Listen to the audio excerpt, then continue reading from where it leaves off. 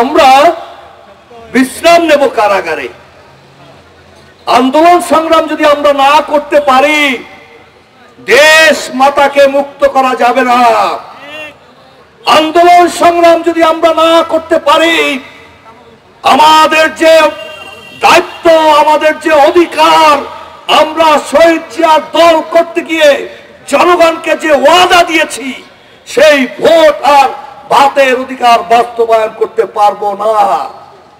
এর কারণে আজকে কেন্দ্রীয় নেতৃবৃন্দ, খোকন ভাই সহ নেতৃবৃন্দ আজকে জেলে।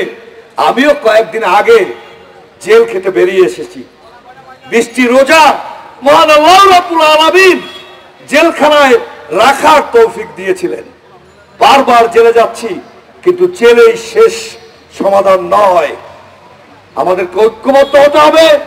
আমরা যে যেখান থেকে আছি সেইখান থেকে যদি লড়াইয়ের প্রস্তুতি না নিতে পারি, এদেশের জনগণ কিন্তু আমাদেরকে ছাড়বে না, এদেশের জনগণ কিন্তু বিএনপিকে ছাড়বে না। অতএব লড়াই করতে হবে।